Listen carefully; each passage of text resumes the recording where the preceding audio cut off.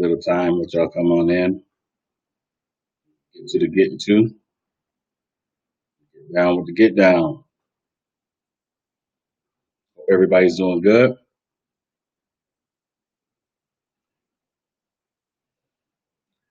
Talk about a little bit of a subject here that, well, honestly, it's probably going to be multiple parts to this, but honestly, I've looked into it and I haven't seen many people at all discussing it. So just going to chill out, wait here, and let a few more people come on in. Thanks for joining. Thanks for joining. Please like and subscribe. Check us up. Check us out here at Instagram at Black UGs, also Twitter, Black UGs, and um, reach out to us, connect, please share, see if we can get this group going and growing. I want to talk to you all today about a subject that honestly I haven't heard a lot of people talk about, but I do know to be a real thing. And so we're just going to hang out here. So give a big shout out to everybody that's joining in this far. Give a couple more seconds to it. Right.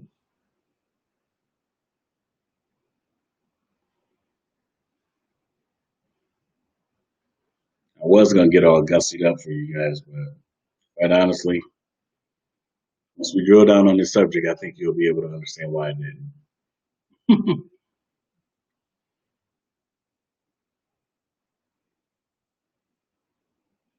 Right, right.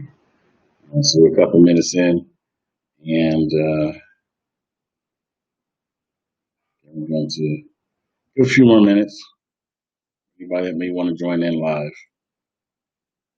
A lot of people like to watch these afterwards, which is cool. I want to be able to answer some questions this time for anybody that has any questions. I want to be able to answer those questions in real time for you guys today. So.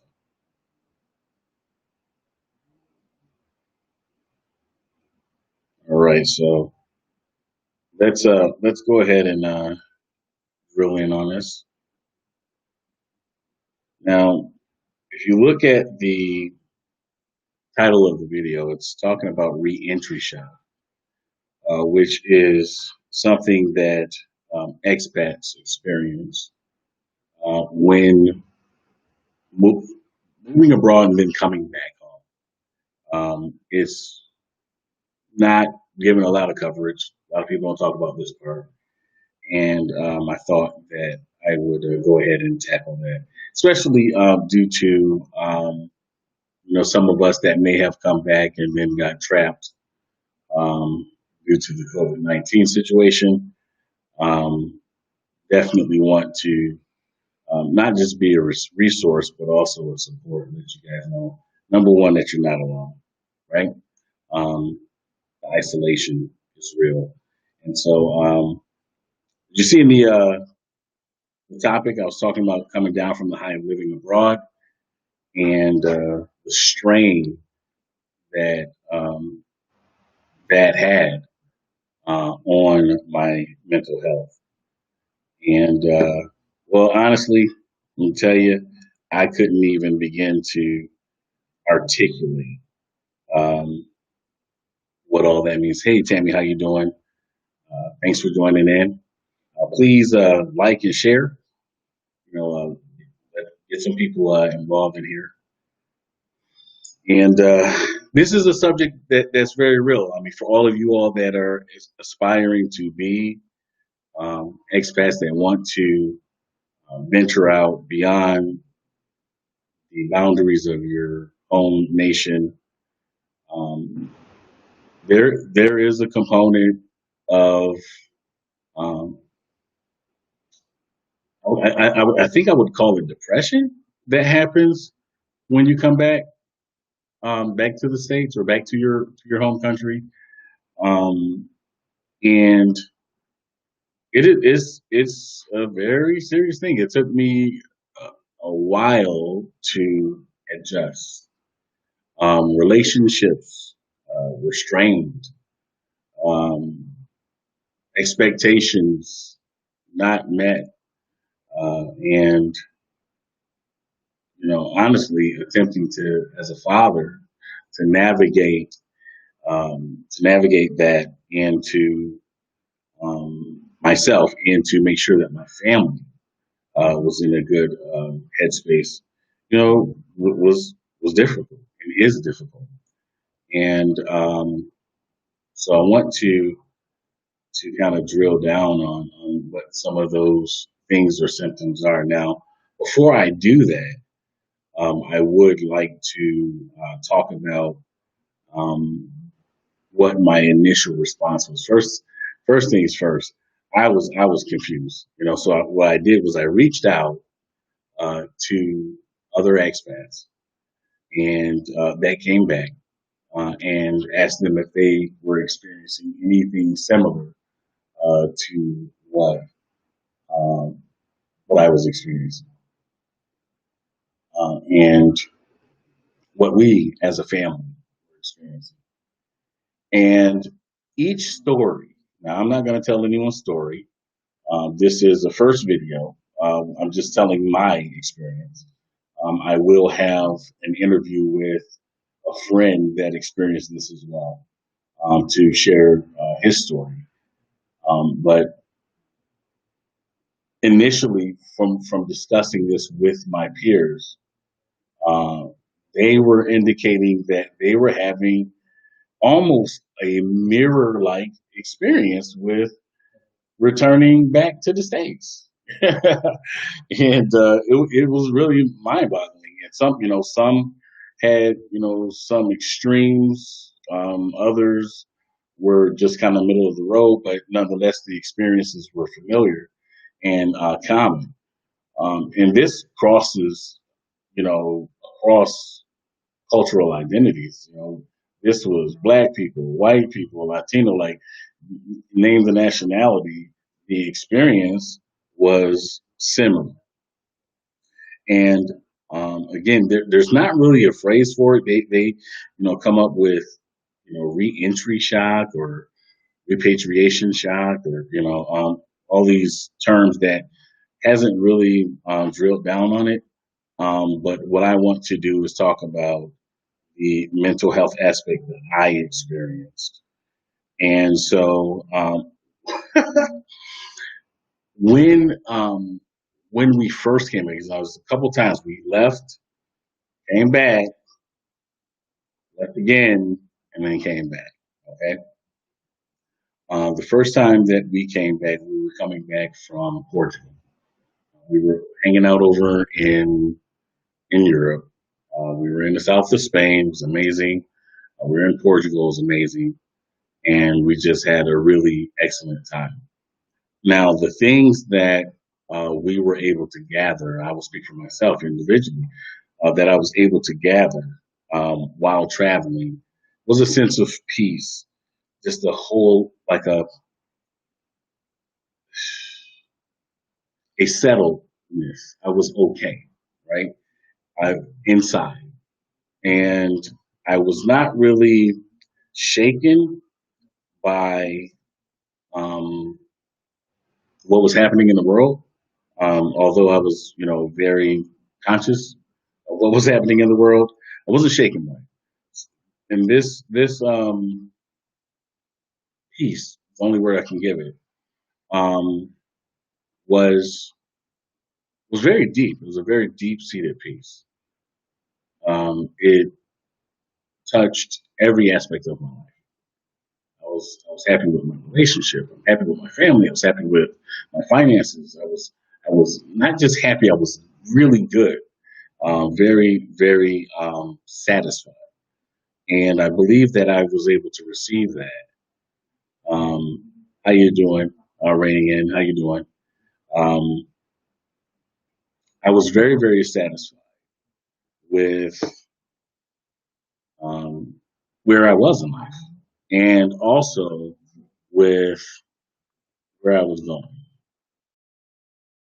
And I thought it was unshakable. Unshakable. I really did. I believe that I had accomplished some form of Zen that was um, permanent, and it was just. I thought it was going to always be like that. And unfortunately, that wasn't the case. Now, when we did come back from Portugal, it was in lieu of a situation that a relative of mine was experiencing, and very close relative, and there was authentic and genuine concern for this individual, and wanted to make sure that this person was okay, and they were afraid. They got hurt at work. They had just bought a house. Didn't know if they were going to be able to maintain. Had recently gone through a divorce, um, so they were paying for everything themselves, um, and they were asking um, for me and my family to come and be with them. And I felt a sense of responsibility for this to make sure they were okay.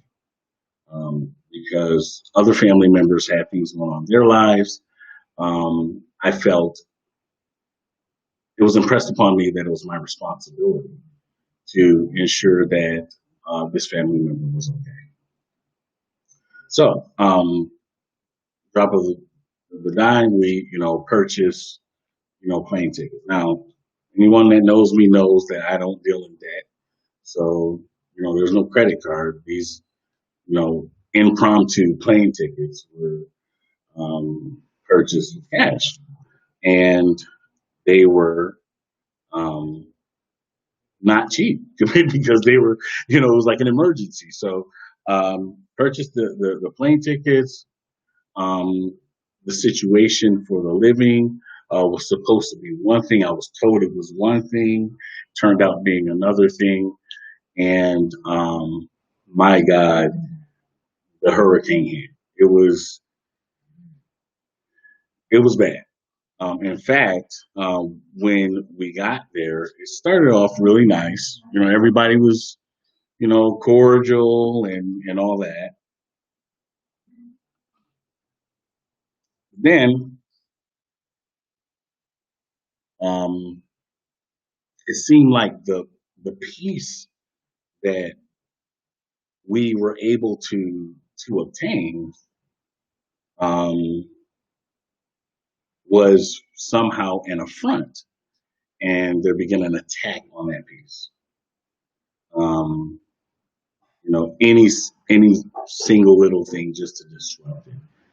Um, so my wife and I looked and said, "Wow, here we are. We're back. We never wanted to be back. We were actually planning on leaving from Portugal and going to Vietnam, but this situation arose with a family member, so we chose to come see about our family because we thought that was the responsible thing to do."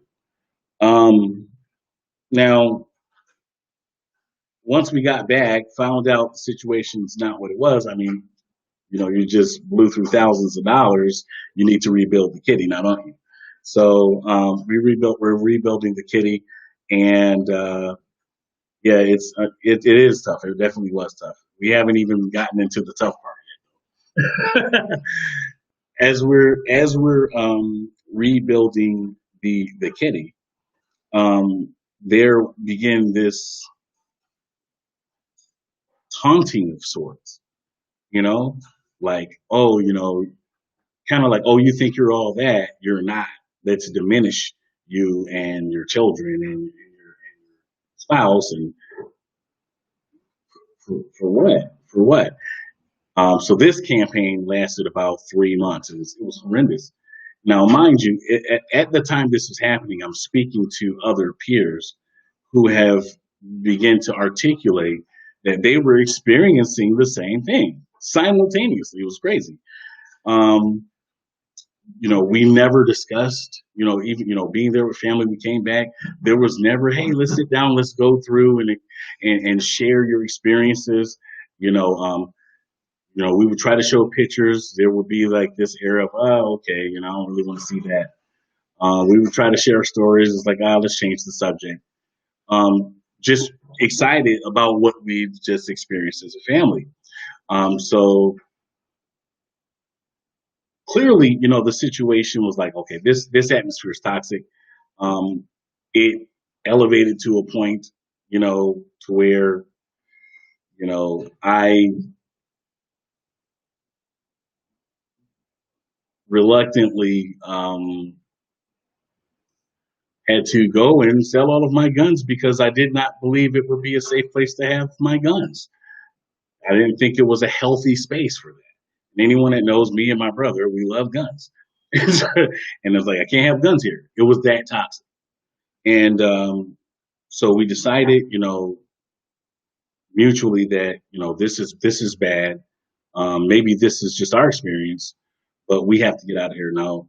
Thank God, we were able to get to another place where we could rebuild our kitty, and then after a month of being there, we left and went right back to Mexico. We escaped, went right back to Mexico, and so we're in Mexico, but kind of licking our wounds, like what the heck was that? Like what was going on? Like what just happened? Like why did this happen? You know, completely manipulated and lied to about the circumstance and the situation to get us there.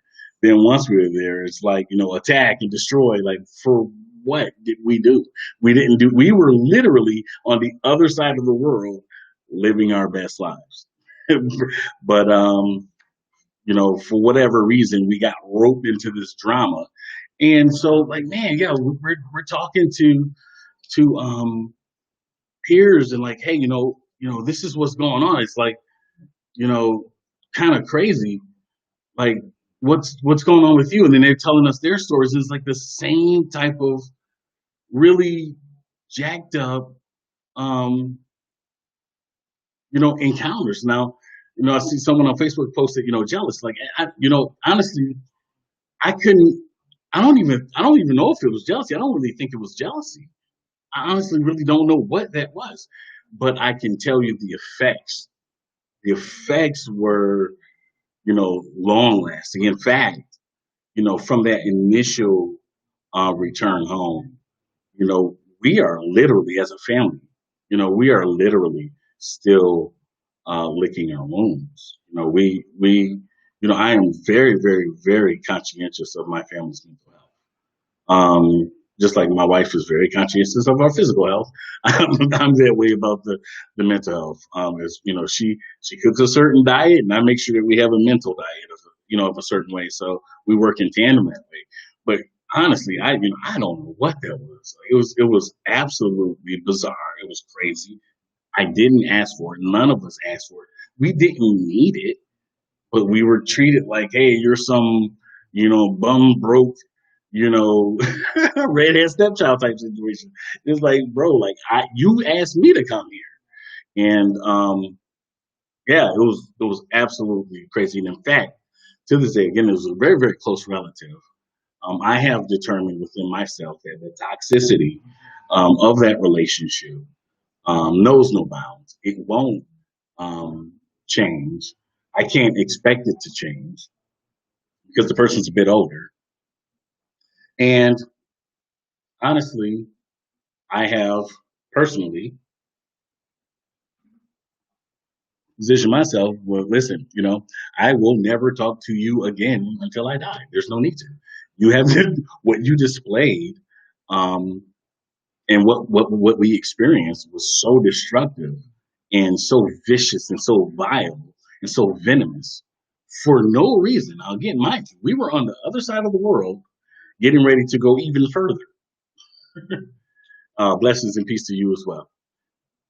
And in that, we were roped in and just completely just let's destroy. It was this destruction type mode. So, clearly, I don't want to have any type of relationship with any human person, relative or not, that is, destructive in that manner. I don't want to do it, and I won't. And no, I don't impress my position upon my family. I teach my boys to make their own reckoning. Both of them have decided that this very close family member is someone that they will eliminate from their life paths as well. They made that decision conscientiously. Um, oh my God, they were targeting my youngest son, his little boy, just targeting him, targeting this little boy, just scratching, digging, digging, digging at his leg. He didn't do nothing to nobody. Anybody know Omar Jr.? He's a sweet boy. He's a sweet boy, just targeting him. And so, of course, my sons want to have nothing to do, really, honestly, with that family at all. But there are some elements of the family that we're still okay with. Generally speaking, the whole family got a black eye in their eyes from that experience. Now, tying that into the experiences of my peers. And again, I can't share their stories. I'll have them do that. But simultaneously, that was happening with multiple peers at the same time as well. And again, some, a little bit more subtly, some even more vicious. And the the place that it left um, me was really bad. It was really dark. You know, I thank God for my mom. If it wasn't for my mom, who actually came and traveled with us, visited with us, spent some. If it wasn't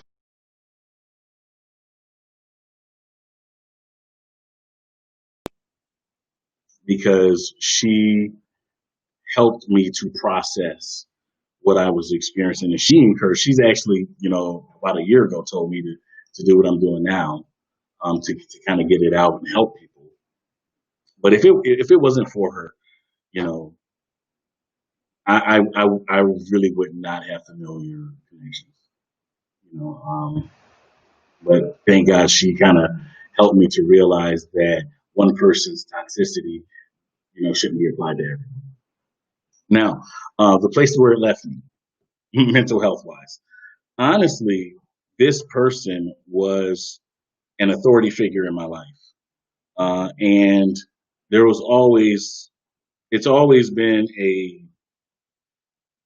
tumultuous experience, and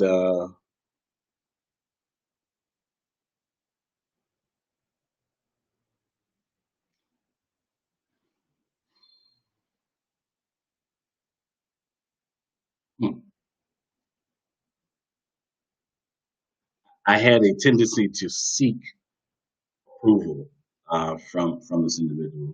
I think it's just a natural tendency when someone in your family is that close, right? But I came to a stark realization that this person never really liked me as a human person, as a human being, outside of the family thing. He never liked me, and you know, based upon the positioning of this individual as a relative, it was hard. That was hard, and um, my boys, my sons, they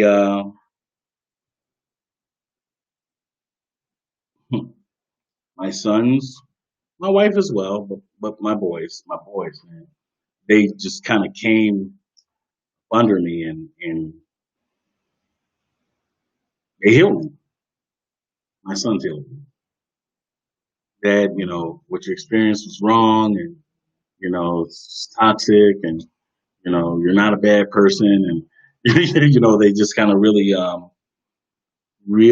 saved me because I was in a really bad place of depression. I mean, really, really depressed. And one of my friends on here, Dave Felder, thank God for that brother. He was there um, to help to walk me through that place. It was devastating. It was absolutely devastating. And now I'm not some, millennial, you know, hack or nothing like that. Um, not a softy by no stretch of the imagination. But we're talking about mental health.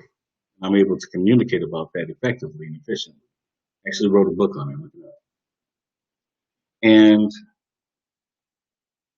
it was hard. There was a a time where I had to wonder, um, and I had to decide, um, what kind of man I was going to be. You know, you experience toxicity, of course. The natural process after that is to become what? Exactly. So I'm like, well, we can't do that. That'll be them winning. And so I decided to not take on those toxic behaviors and to let that depression hold me and or to allow that experience to shape my view of my entire family. And I was able to do that by leaving again. So we left again and went back to Mexico, which was awesome.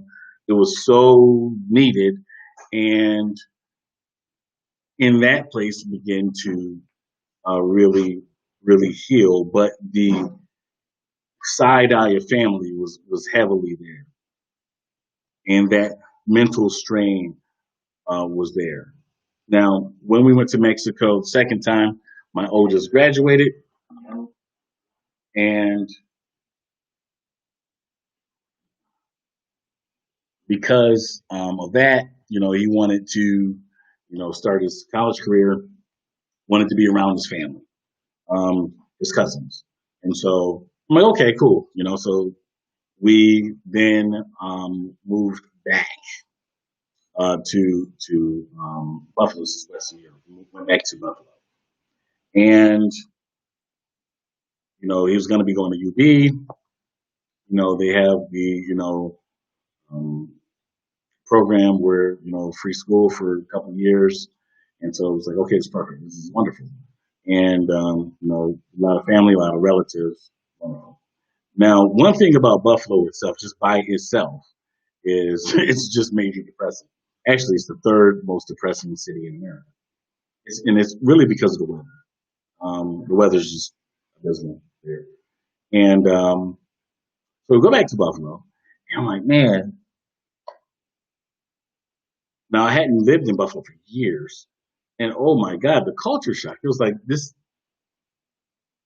this place is. I got to get out of here. Like I immediately had the desire to leave, but for the sake of my kid, of course. Hey, make sure you're in school, support you, pay your bills, all that kind of stuff. I'll do that. Never had any desire to go back to Western Europe, but for the sake of my children, and in Western New York, because of the space it is, the depression began to come back up.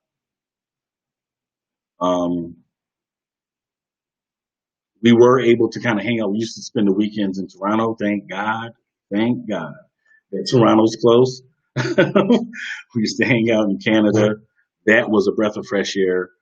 But oh my gosh, um, we're just not compatible there. And it was again this, yeah, very, yes, terrible. Someone said racism and segregation is horrible. That's true. That's true. Um, it's it's not a good place to, in my opinion, to be in reference to those situations that this Facebook user just indicated here. But um, so we enrolled my son into school. He wanted to go to high school.